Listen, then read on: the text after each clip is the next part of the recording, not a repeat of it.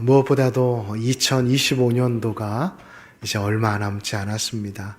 지금 제 앞에 보이는 시계로 딱 32분이 남은 것 같습니다. 무엇보다도 금년 한 해를 되돌아보면 이 찬양의 가사와 같이 참 후회도 있고 또한 아쉬운 것도 있었지만, 그럼에도 불구하고 우리 광남교회 모든 성도님들만큼은 하나님 안에서 감사할 기도의 제목들이 더 많았으면 좋겠습니다.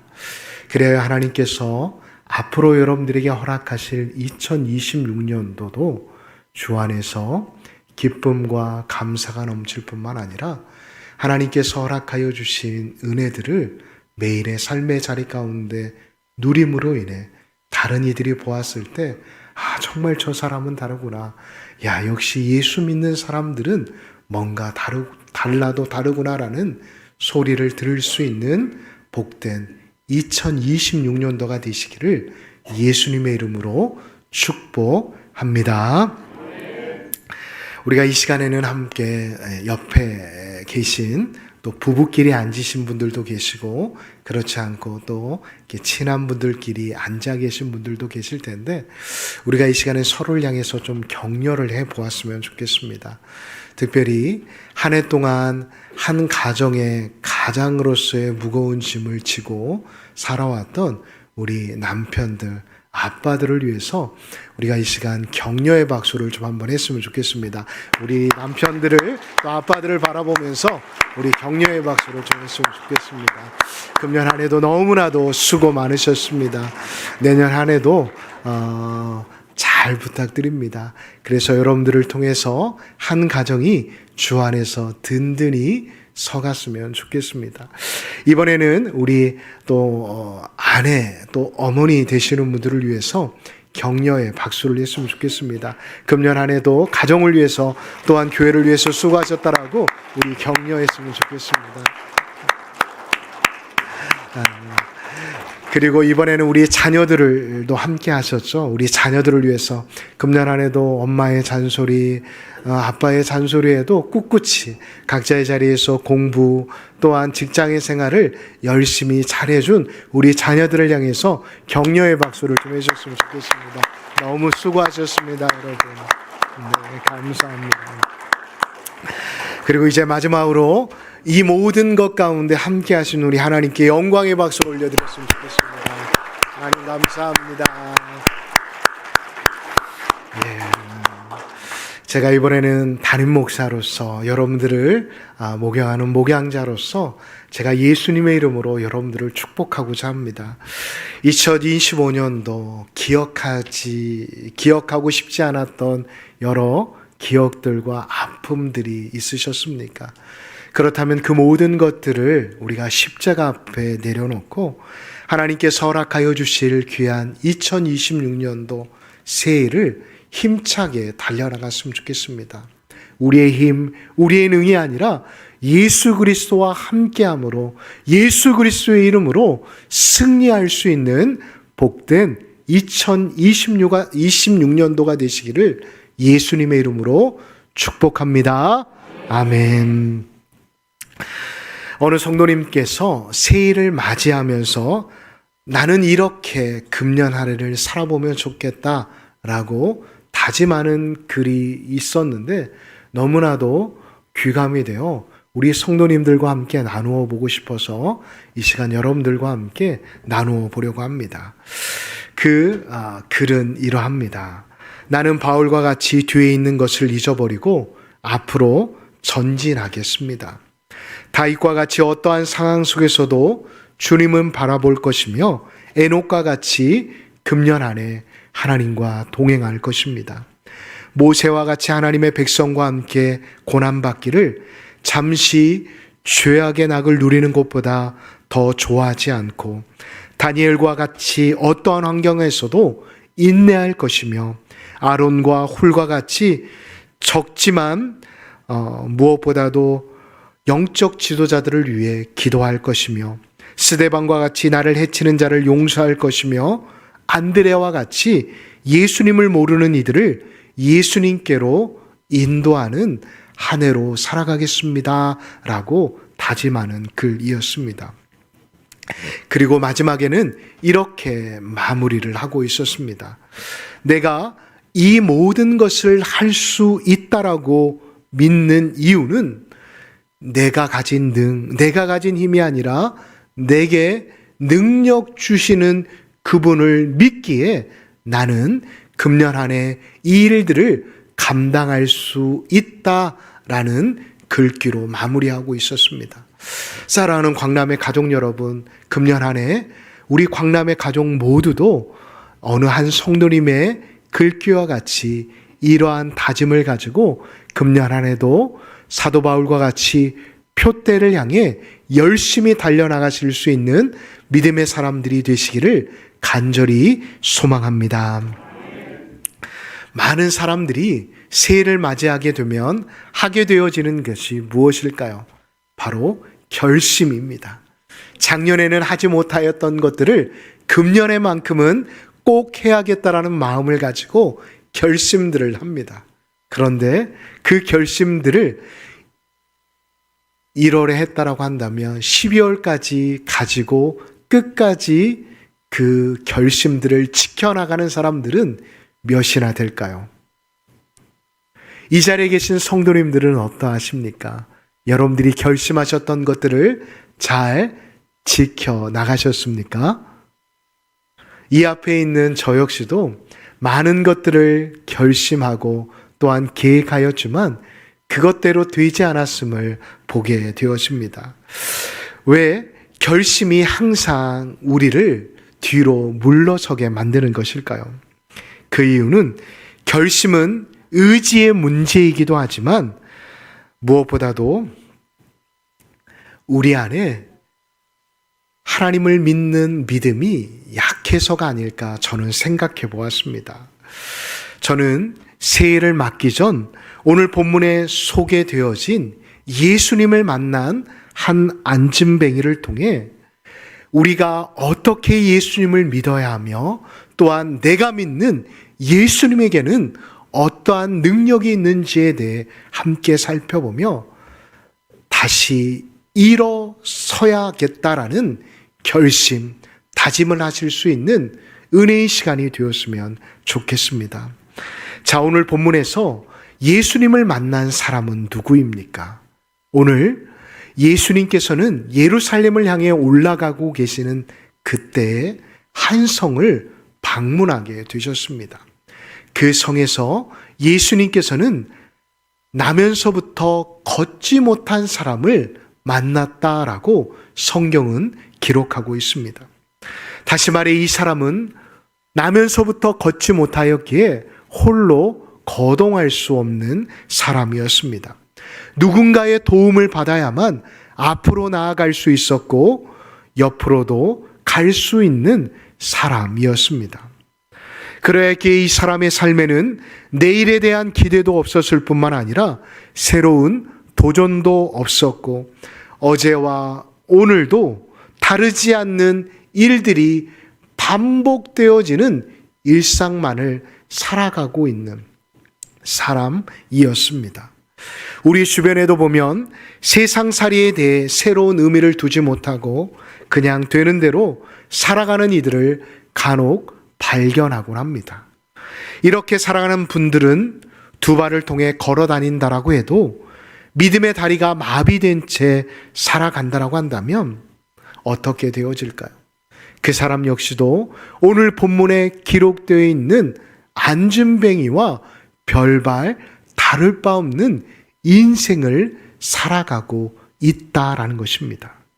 자, 그렇다면 이렇게 나면서부터 안진뱅이였던 이 사람이 하고 있었던 일은 무엇이었을까요?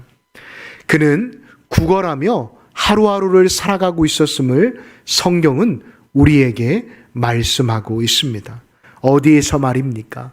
오늘 본문 2절의 말씀을 보면 성전 미문이라는 곳에서 그는 주변 사람들의 도움을 받아 그곳에서 성전을 올라가는 사람들에게 구걸하였음을 성경은 말씀하고 있습니다. 지금 자신의 뜻대로 자신의 생각대로 자신의 몸을 의지하지 못하는 사람은 자신의 힘대로 능력대로 살아가는 게 아니라 다른 사람의 도움에 의해 살아가고 있음을 성경은 우리에게 말씀하고 있다는 것입니다. 자, 그가 구걸하고 있는 그곳은 어디라고 제가 말씀을 드렸습니까? 바로 성전이었습니다. 전능하신 하나님, 못하실 일이 하나도 없는 그분이 계신 그곳에서 그는 지금 성전에 들어가는 이들의 국률한 마음을 사서 동량해 주는 것에 의지하며 살아가고 있다라는 것입니다. 여러분, 앞서 말씀드렸지만 이러한 자들의 인생의 모습은 어떠할까요? 내일에 대한 기대가 있을까요? 그리고 하루하루에 대한 삶에서 액티비티한 일들이 벌어질까요? 아마 어제가 오늘 같고 오늘이 어제 같은 일상이 반복되어져 갈 것입니다.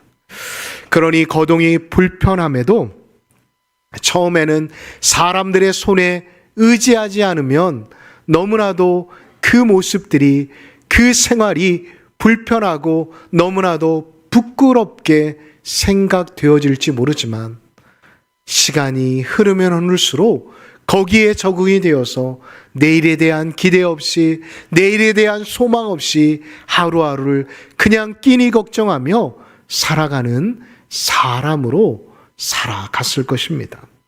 자, 그렇다면 기도의 시간에 맞추어 성전에 올라갔던 베드로와 요한을 주목해 보았으면 좋겠습니다. 그들은 성전에 올라가면서 누구를 보게 되었습니까? 바로 안진뱅이를 보게 되었습니다. 그는 안진뱅이를 향해 이렇게 명령하고 있습니다.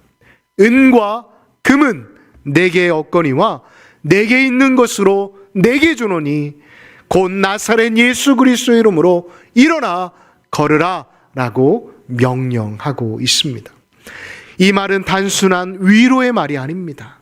이 안진뱅이의 가장 깊은 문제와 어려움을 지금 지적하고 또한 말하고 있는 것입니다.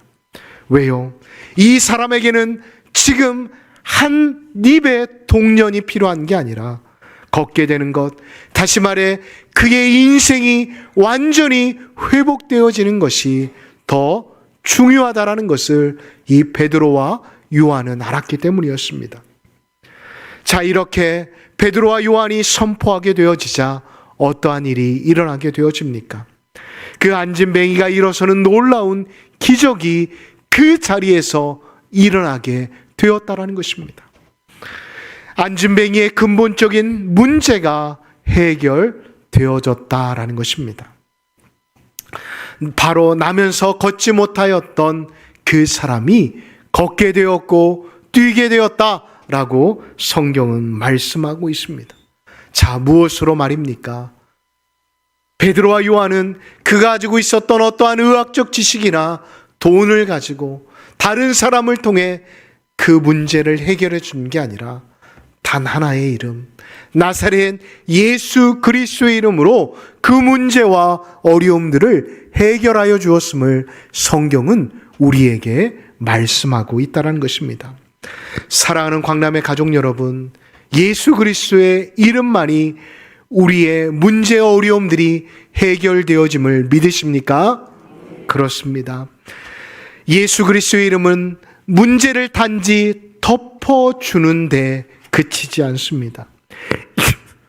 예수 그리스도의 이름은 우리의 인생의 근본의 문제의 뿌리를 아예 뽑아 새롭게 만들어주는 데 있다라는 것을 잊지 마시기 바랍니다.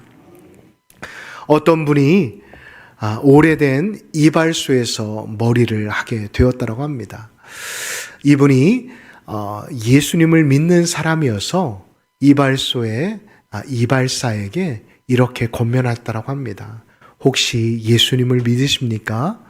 그랬더니 이발사가 저는 예수님을 믿지 않습니다. 예수 믿어 좋을 게 뭐가 있습니까? 그저 성실하게 살고 진실하며 진실되게 살면 되지 않겠습니까? 그래서 저는 예수님을 믿지 않겠습니다 라고 말을 하였다고 합니다. 이 말을 끝낸 손님이 막 가게 문을 나서려고 하는데 새로운 손님이 들어오는 것이었습니다. 새로운 손님은 이 이발소를 오래 다녔는지 단골 손님이었는지 이발소의 의자에 누워 이제 이발사의 손길을 기다리고 있었습니다. 이제 이발사는 능숙한 손길로 뜨거운 물에 데쳐진 수건으로 이 손님의 얼굴에 덮게 되었습니다. 그리고 거품을 가득 내어서 그 거품을 이 얼굴에 바르기 시작하였습니다. 그 모습을 본 이제 이발을 마친 손님은 이렇게 이야기하였다고 합니다. 자신이 면도를 해도 되겠냐라는 것이었습니다. 그러자 이발사가 이렇게 말을 하는 것입니다. 면도를 혹 해보신 적이 있으십니까? 그러자 손님은 경험은 없지만 최선을 다하면 할 수 있지 않겠습니까? 라고 말을 하였습니다. 그러자 이발사가 깜짝 놀라며 면도는 기술이 있어야지 최선을 가지고서는 안 된다라고 말을 해 주었다고 합니다. 그러자 나가려고 했던 손님은 그 이발사에게 이렇게 이야기했다라고 합니다. 면도라는 것도 최선을 다해 최선을 가지고 되는 것이 아닌데 어찌 인생살이라는 게 최선을 다한다라고 해서 되는 것이겠습니까? 그러니 당신의 인생의 길을 지고 계시는 예수님을 믿으십시오. 예수 믿어야 당신의 인생의 고민과 걱정과 문제가 해결되어질 수 있습니다. 라고 이야기하였다고 합니다. 사랑하는 광남의 가족 여러분, 그렇습니다. 우리는 예수님을 믿어야 합니다. 그냥 예수님을 믿는 게 아니라 오늘 이 안진뱅이가 들은 그 복음, 바로 예수 그리스도가 나의 생명, 나의 능력임을 우리가 우리의 입으로 고백하는 데서 그치는 게 아니라 우리의 믿음으로 받아들이고 우리의 인생 가운데 예수님을 믿는 믿음으로 살아가야 함을 잊지 마시기 바랍니다. 그러나 우리가 예수님을 믿지 않으면 아무리 우리 인생에 있어 우리에게 주어진 직장과 가정에서의 자녀 양육하는 일에 최선을 다한다 할지라도 결국 남는 것은 아무것도 없게 되어진다는 것입니다. 사랑하는 성도 여러분, 다시 한번 말씀드립니다. 우리가 인생을 살면서 경험되어지는 문제들은 결코 우리의 결심이나 노력으로 해결되어지지 않습니다.